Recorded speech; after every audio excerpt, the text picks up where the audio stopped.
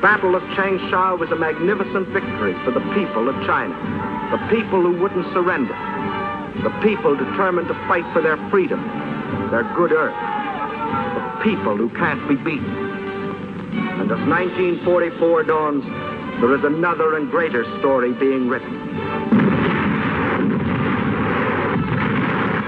From the Aleutians to the South Pacific, we are on the offensive.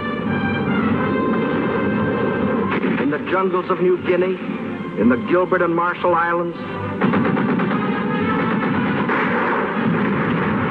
on the shores of New Britain, on the broad Pacific waters, Japan faces the daily expanding power of the nations she attacked.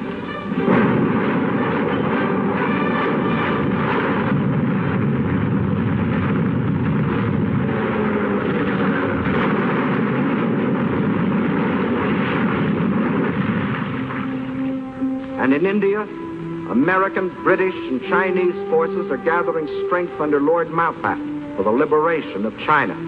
For China's war is our war, and now her millions belong not only to United China, but also to the United Nations. Leader of our American forces is General Stilwell, who has the unique honor of being the Chief of Staff of all the Chinese Expeditionary Army.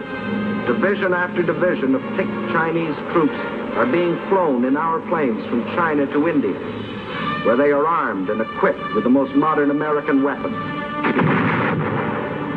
trained and hardened to spearhead the coming drive against Japan. Through enemy-held territory in northern Burma, the new Lido Road is being pushed. Over mountains, through jungle and swamp, from India to China, to connect with the old Burma Road. In the jungle on either side, American and Chinese patrols protect the road and strike at the jack. Their supplies and ammunition brought in by plane and parachute.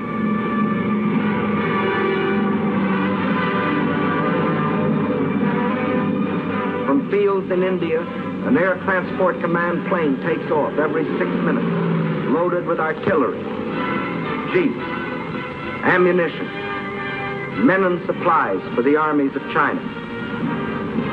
Over this Burma skyway, over this hump of mountains 16,000 feet high, more tonnage is being flown into China than was ever trucked in over the old Burma Road. And in the skies over China, Japan faces new opposition. Young Chinese, many of them trained on the fields of Arizona, New Mexico, California, fly and fight beside their American comrades. The fighters and bombers of the Chinese Air Force and those of General Chennault's 14th Air Force today fly far and wide over China, hitting enemy concentrations, smashing their sea lanes along the China coast.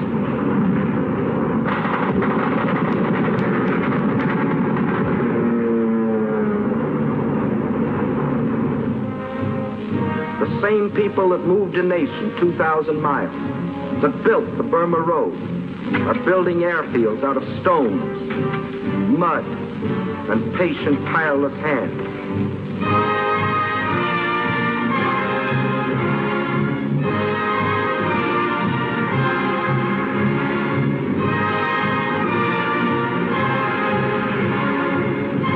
Today, though still cut off by land and sea from the rest of the world, Chinese armies and Chinese guerrillas still stand firm against the Jap war machine.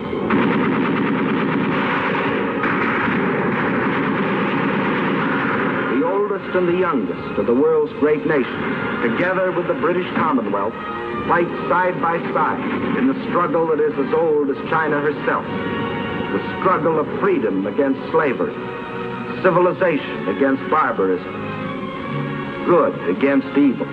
Upon their victory depends the future of mankind. We in China, like you, want a better world. Not for ourselves alone, but for all mankind. And we must have it.